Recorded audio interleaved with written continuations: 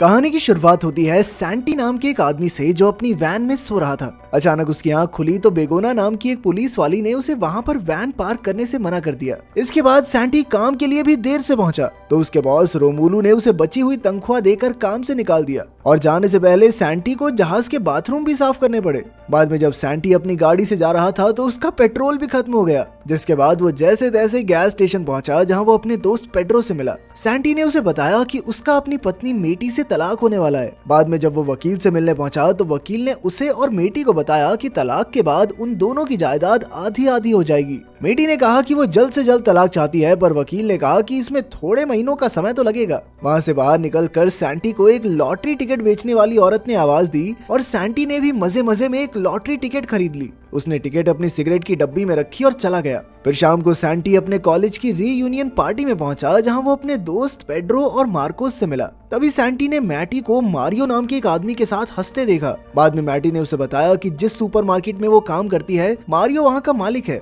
पर सैंटी को इससे काफी जलन हुई और वो अपने दोस्तों के पास चला गया। खैर बाद में सैंटी ने घर आकर सिगरेट्स का डब्बा फेंक दिया क्योंकि वो लॉटरी के बारे में बिल्कुल भूल गया था। अगली सुबह सैंटी रेडियो सुनते हुए नहा रहा था कि उसने लॉटरी की खबर सुनी। अचानक उसे टिकट के बारे में याद आया और वो दौड़कर कचरे में सिगरेट का डब्बा ढूंढने लगा। आखिरकार टिकट मिल गई और सैंटी खुशी से झूम उठा क्योंकि वो लॉटरी जीत चुका था। सैंटी ने तुरंत मैटी को फोन किया मगर उसने फोन नहीं उठाया। अब सैंटी मैटी से मिलने गया पर वहाँ उसने अपनी पत्नी को मारियो के साथ गुलू गुलू करते हुए देखा, मगर असल में मैटी ने मारियो को चूमने से इनकार कर दिया था। इसके बाद सैंटी बैंक से अपनी जीत के 25 मिलियन यूरोस निकलवाने गया पर जल्द ही घबराकर बाहर आ गया। तभी बैंक मैनेजर डेमियन उसके पीछे आया पर सैंटी अपनी गाड़ी में निकल गया। अचानक सैंटी ने मुड़कर देखा कि डेमियन तो गाड़ी में ही था। डेमियन ने उसे अपनी जीती हुई रकम को सही ढंग से इस्तेमाल करने की सलाह दी। फिर लंच करते हुए डेमियन ने सैंटी से पूछा कि हाँ भाई, घर पे सब कैसा चल रहा है। तो सैंटी ने उसे बताया कि भाई मेरा तो तलाक होने वाला है। इस पर डेमियन ने कहा कि तलाक के बाद उसे जीत की आधी रकम मैटी को देनी होगी,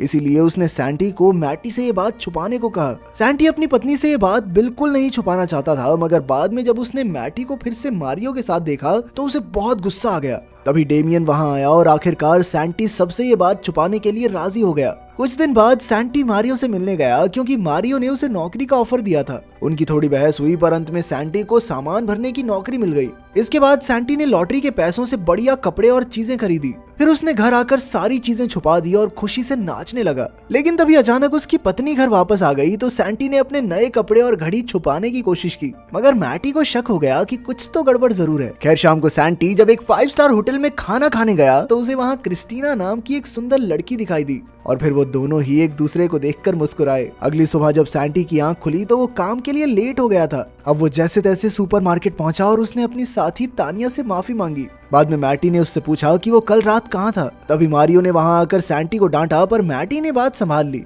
अगले दिन सैंटी अरिट्स नाम के एक सर्फर से मिला क्योंकि अब वो भी सर्फिंग सीखना चाहता था। अगले कुछ दिन तक सैंटी ने समुद्र में प्रैक्टिस की और काफी कुछ सीखा। एक दिन रात को सैंटी को पेड्रो और मार्कोस का फोन आया तो सैंटी ने उन्हें सर्फिंग सीखने के बारे में बताया, पर उन्हें लगा कि सैंटी तो डिप्रेशन में आकर ऐसी बहकी बहकी बातें कर रहा है क्योंकि सर्फिंग सीखना अमीरों का शौक है। उन्होंने सैंटी को मिलने बुलाया पर सैंटी ने मना कर दिया, जिससे उन्हें काफी हैरानी हुई। खैर अगले दिन सैंटी डेमियन के साथ रोमुलू की शिप खरीदने पहुंचा। रोमुलू को तो यकीन ही नहीं हुआ कि जिस आदमी को मैंने कुछ दिन पहले काम से निकाला था वो ही मेरी शिप खरीद रहा है। खैर बदला लेने के लिए सैंटी ने वो शिप खरीद ली और रोमुलू से ही बाथरूम साफ करवाए। बाद में डेमियन और सैंटी आगे और चीजें खरीदने की तैयारी कर रहे थे कि अचानक उन्हें सामने से पेड्रो और मार्कोस आते दिखाई दिए। उन्हें सैंटी के नए कपड़े देखकर बड़ी हैरानी हुई, पर सैंटी ने झूठ कह दिया कि ये कपड़े तो उसकी नई नौकरी के लिए हैं। खैर फिर पेड्रो और मार्कोस ने उसे कहा कि आजकल वो उन्हें नजरअंदाज करने लगा है और वो वहां से नाराज होकर चले भी गए। इधर सैंटी और डेमियन बढ़िया खाना खाकर सैंटी के घर पहुंचे।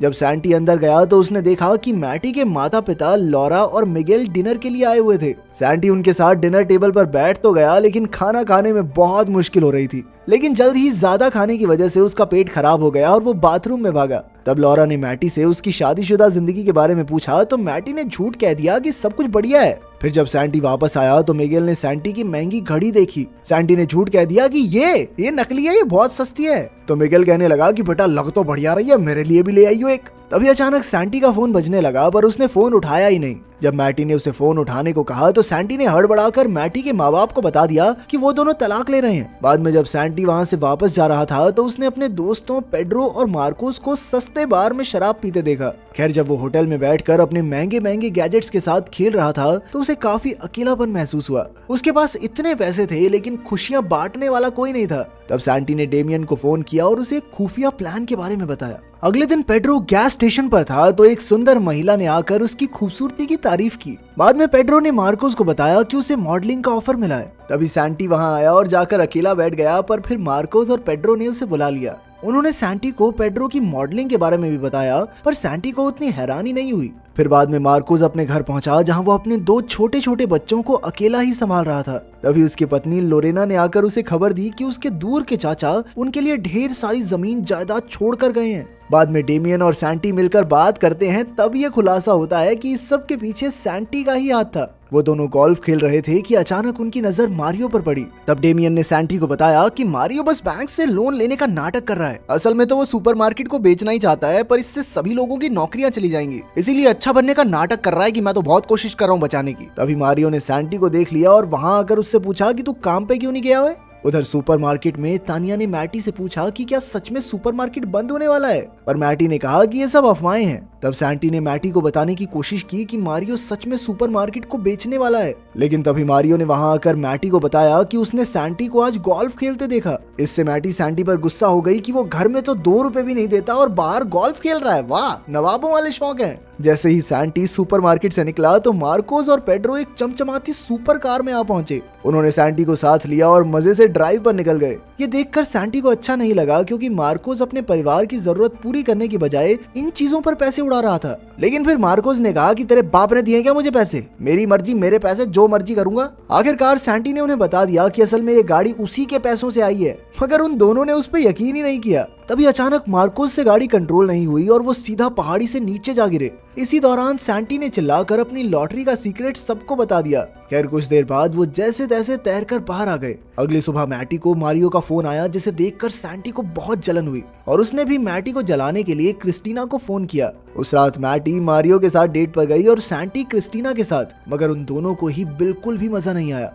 बाद में वो दोनों एक ही वक्त पर घर पहुंचे तो उन दोनों ने ही अपने नए साथियों के साथ खुश होने का नाटक किया। फिर अगले दिन मारियो ने मैटी को फोन करके सुपरमार्केट बुलाया और फिर सबको बता दिया कि सुपरमार्केट बंद हो रहा है। उसने झूठ कह दिया कि उसने सुपरमार्केट को बचाने की बहुत कोशिश की। इस सब से मैटी बहुत दुखी हो गई, मगर फिर सैंटी ने उसका मन बहलाने के लिए उसे डिनर पर चलने को कहा। जब मैटी घर पर वापस आई तो सैंटी ने सारा घर चकाचक साफ कर दिया और साथ ही उसने मैटी का पसंदीदा खाना भी तैयार रखा था। फिर बातें करते हुए सैंटी ने कहा कि उसे यकीन नहीं हो रहा कि वो दोनों तलाक ले रहे हैं। ये सुनकर मैटी को भी एहसास हुआ कि उन दोनों से ही गलतियां हुई हैं। उन्होंने एक दूसरे से माफी मांगी और आखिरकार एक दूसरे को चूम लिया। इसके बाद सैंटी ने खुशी खुशी मैटी को लॉटरी के बारे में बताया तो मैटी को उस पर विश्वास ही नहीं हुआ। उसे लगा कि सैंटी मजाक कर रहा है, इसीलिए वो गुस्से में बाहर चली आई। पर तभी सैंटी ने उसे शेड में ले जाकर वो सभी महंगी चीजें दिखाई जो उसने खरीदी थी। तब मैटी ने उससे पूछा कि उसने ये बात अब तक छुपाई क्यों, पर सैंटी ने जैसे तैसे बात घुमाकर उसे मना लिया। इसके बाद सैंटी और मार्कोस पेड्रो का मॉडलिंग शो देखने गए,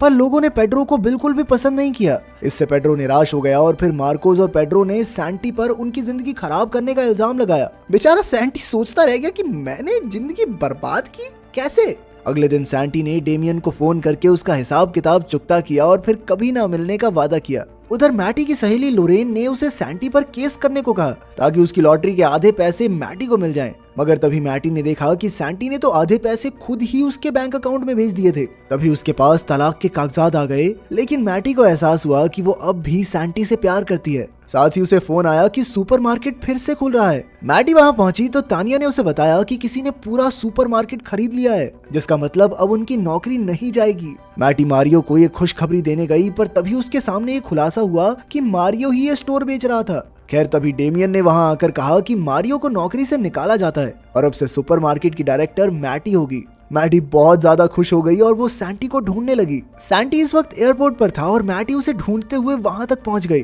काफी देर ढूंढने के बाद आखिरकार उसे सैंटी मिला। मैटी ने उसे जोरदार थप्पड़ मारा कि कहां जा रहा था कुत्ते, मुझे छोड़ के, और फिर उन दोनों ने एक दूसरे को चूम लिया। इसके बाद उन दोनों की जिंदगी में सब कुछ बढ़िया हो गया